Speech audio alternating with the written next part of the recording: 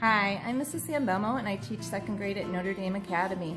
Tonight I'm going to read you one of my favorite childhood bedtime stories, A Pocket for Corduroy.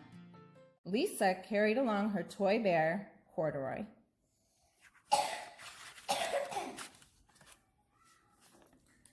The laundromat was a very busy place at this hour. Now, Corduroy, you sit right here and wait for me, Lisa said. I'm going to help with our wash. Corduroy waited patiently. Then he suddenly perked up his ears. Lisa's mother was saying, "Be sure to take everything out of your pockets, Lisa dear. You don't want your precious things to get all wet and soapy." "Pockets?" said Corduroy to himself. "I don't have a pocket." He slid off the chair.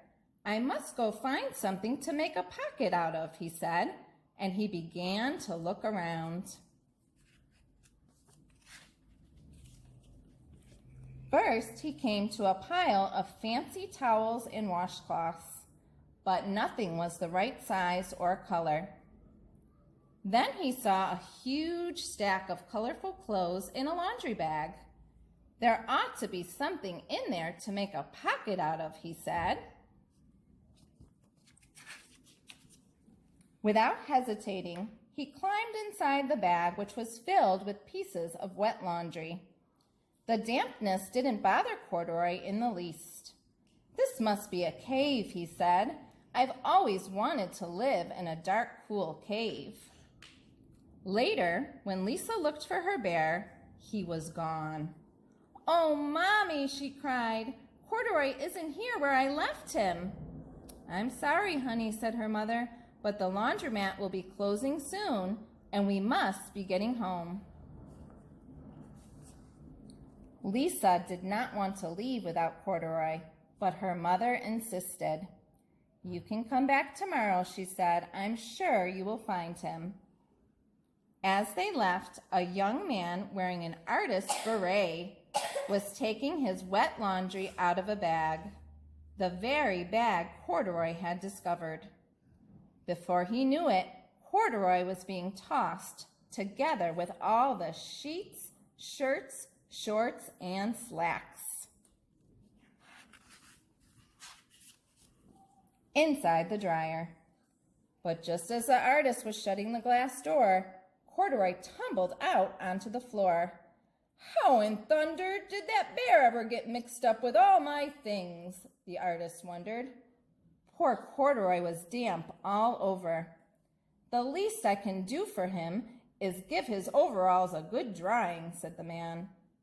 He unbuttoned Corduroy's shoulder straps and put his overalls in the dryer. Corduroy grew dizzy as he watched the clothes spinning around, but the artist became inspired. "This would make a wonderful painting," he said, as he took a sketch pad out of his pocket and began drawing the swirling colors. "I can hardly wait to get back to my studio." Finally, the dryer stopped whirling and the man gathered up the clothes. Then he helped Corduroy put on his warm, dry overalls. All at once, the manager of the laundromat called, "Closing time, everybody out." Corduroy was gently placed on top of a washing machine. "I wonder who that bear belongs to," said the artist as he was leaving. "He should have his name someplace.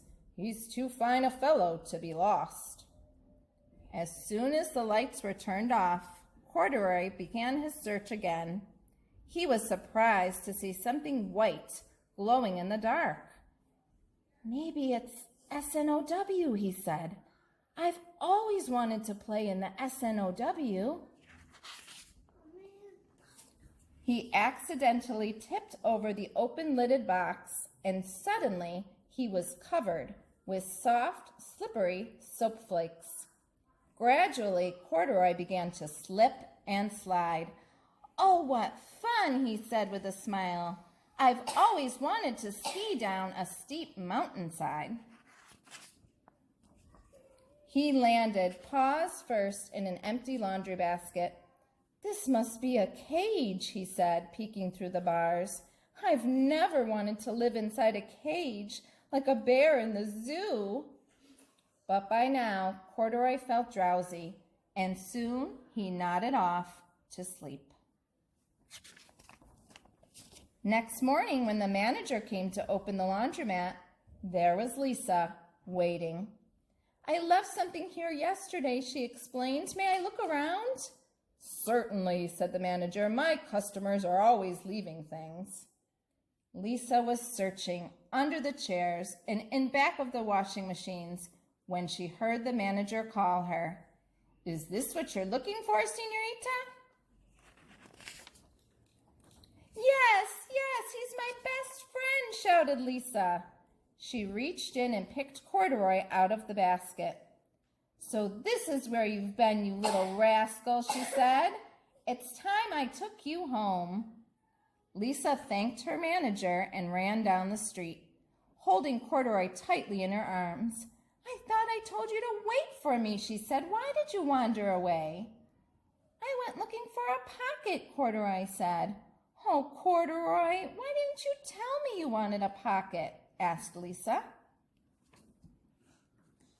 That very morning, Lisa sewed a pocket on Corduroy's overalls. "And here is a card I've made with your name on it for you to keep tucked inside," she said. "I've always wanted a purple pocket with my name tucked inside," said Corduroy, as he and Lisa nuzzled noses. I hope you liked the book. Remember to say your prayers. Good night, Notre Dame.